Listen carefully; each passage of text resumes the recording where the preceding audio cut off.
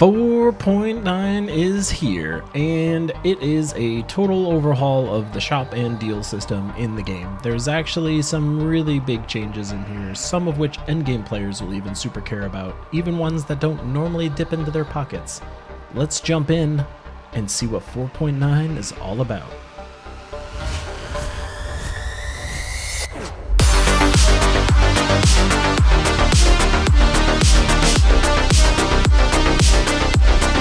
First things first, we have new daily deals accessed through the offers menu. Go to daily deals, and these are broken down into three different categories. We have the player level offers, we have kingdom offers, and we have VIP offers. So you will see some combination of those. I suspect they'll try and give you one of each. However, they do say that if you already have max kingdom power levels across the board, they'll give you player level offers instead, so you're not ever only seeing two, you'll always see three. But this does try and scale with where you are in the game. So if you're an earlier level player, this is going to show you stuff that helps you in the early game. If you're an end game player, this is going to be the devs trying to give you something that will help you in the end game. So looking at mine, for instance, we have a delve cache thing. This is admittedly not something that would super help me in the end game. This is a pet that it suspects I need to level up the Blighted Lands to get power level 13. So that's useful. And then this VIP one is a Medal of Guard, so at least it's a straight medal, and 1,000 souls, which is admittedly not something I need. But the gem values will all be dependent on the type of offer that you get, so the offer that you get might have a lot of cool stuff in it, and that might mean it might cost more gems. So that's going to be what the daily deals are all about. This will refresh every single day at reset. So every day at reset, you can jump into your daily deals. Maybe you'll see something great. It'll always cost gems. So make sure you're checking out the daily deals every day, just in case. Next up, we have, for the mobile folks only, is the ability to watch ads. These are called rewarded ads. So what this is going to be about is that you can go ahead and watch yourself a 30-second video and get some minor reward in the game. And I say minor, like at best you're going to see 10 gems, maybe a gem key. Everything else is fairly inconsequential. However, it's only 30 seconds of your life, it's not so bad.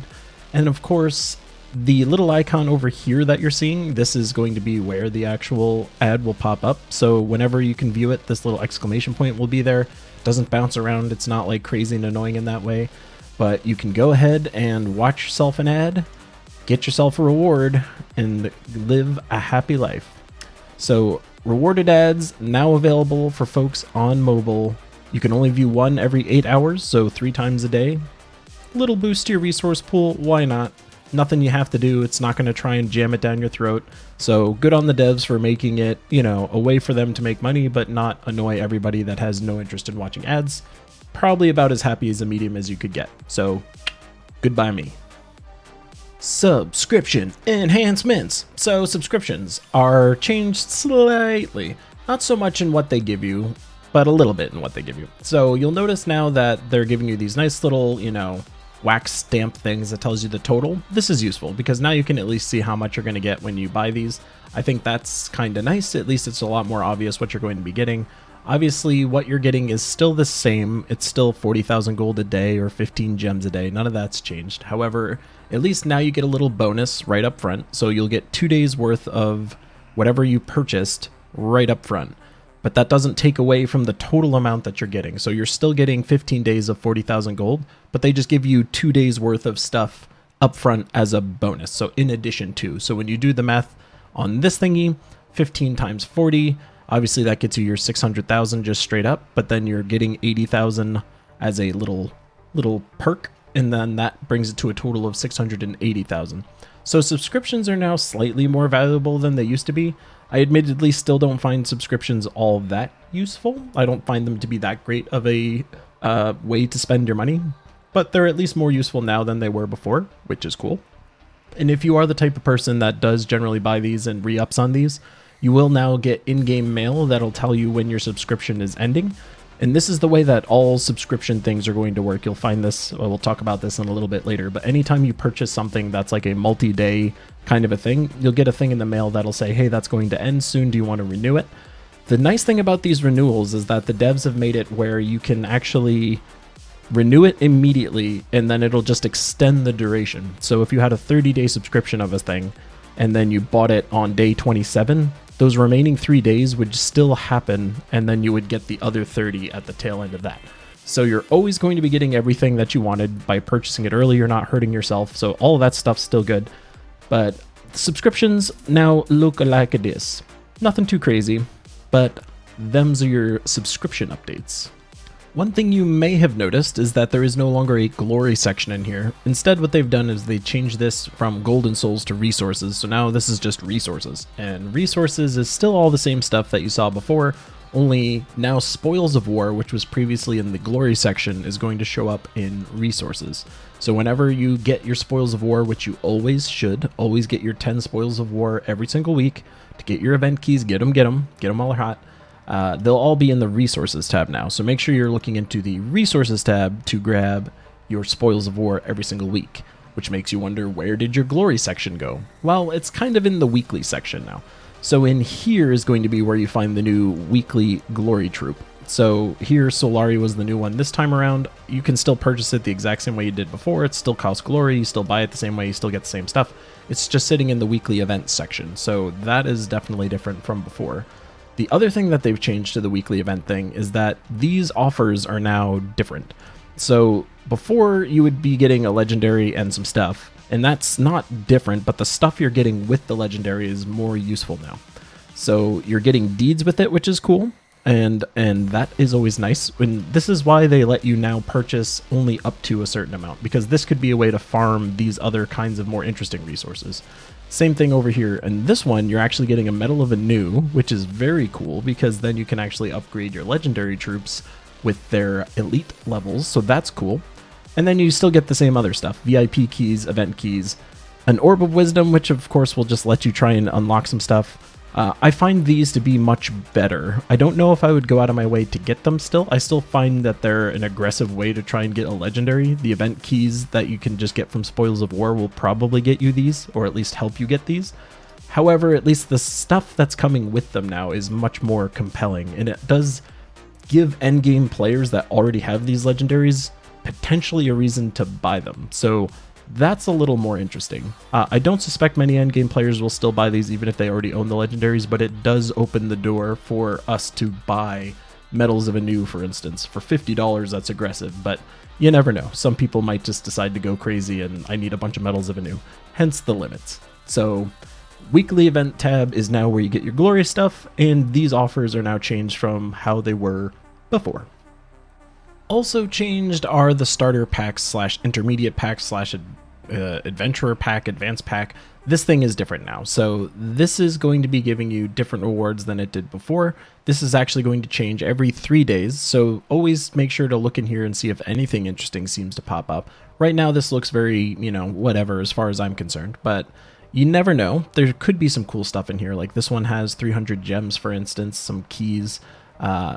There might be some fun stuff in here. Normally this would cost $15, I believe, versus the $5 over here. But these are going to be refreshing every 3 days now. So you do have to check the adventure packs if that's something that's interesting to you. You never know what might pop up in there. It could be cool. But for the most part, this is new for folks, but I believe it's generally going to look this way. Adventures Pack 2 is going to have this kind of assortment of stuff, trait stones to help you with the thing. And over here, it's going to look like, again, trait stones help you with the thing, and then whatever minimal amount of resources come with it. But worth noting, it will change every 3 days, so that is for you to check out as well. Next, we're going to talk about the probably biggest change to the whole game as far as I'm concerned, and that is now these growth packs, path to glory, and power packs. These are all very different now than they used to be, and not on the surface. And even in game right now, I don't know if this is going to change later, but the text doesn't match exactly what's going on. So with growth packs, I previously have stated that these are the best value for the money, aside from the Death Knight armor. Death Knight armor is still number one. I would say growth packs are probably the next most obvious thing you should get. They've made them even a little sweeter here, it appears. You're getting some bonus gems on top of the gems it's getting. Even though this number is exactly the value of all these gems in here, I'm assuming this is in addition to. So you should be getting a total of 700 gems when you purchase this overall. And here you should be getting 1,300 gems overall. So the amount of gems that you're getting for $50 is already pretty solid, but the most important thing that's changed to all of these packs is that the troop that you get is now not going to be a duplicate. Will not be a duplicate. So now you can farm your way via money to mythics that you don't already own. So if you're a mid-game player that happens to be missing a handful of mythics that are really key, you now have a way of just straight up purchasing mythics. You always have, but now it's at least guaranteed to be one that you don't have. So the risk of buying these has kind of gone away, which I think is incredibly smart. It's better for the devs because obviously it motivates players to spend money, because now the value of the reward is better. If I already had a Possess King and then I got a Possess King again at the end of this Path of Power, I would be super upset. I'd be a little happy. 2 Possess Kings is fun, but I would be upset because I want other mythics. Now you will always get a mythic that you don't own. So this is very, very cool. I suspect the growth packs are still a one-time purchase. The only reason I have the ability to purchase these, despite having purchased them in the past, is that since they've changed what they are, I suspect I can buy them again. But you can now immediately buy the growth pack and just get a mythic you don't already have immediately, since this one doesn't have a daily time limit thing. It's not a subscription. It's just bam, here's your stuff, assuming you're over level 150. And then these other ones will work the same way, but at the end of the 30 days, you will get a mythic that you want, or at least one you don't have. So that's pretty cool. Other minor changes they made to this, I've noticed that they've added some orbs in here. So before this, Path to Power was just straight up ingots. Now it's got an orb in there. It's also got a other orb in there, a major, and then it's got another orb. So this is slightly more valuable than it was before. In the Path to Power 2, this is pretty much like as it was. I believe this has some gems in it now, which it didn't before, but overall this is still worse to me. I think when it comes to these two packs, like the Path to Power to me is still the vastly superior one in terms of value, because all of these ingots will actually get used, whereas like 90% of the ingots in this will not. Like any ingot that isn't a legendary or a mythic ingot will not really get used, and you don't get a ton of them. So admittedly, from that perspective, like this is the better value. However, now that you're guaranteed to get a mythic you don't already have, all three of these at the $50 price point are now of insane value, I think, to even endgame players.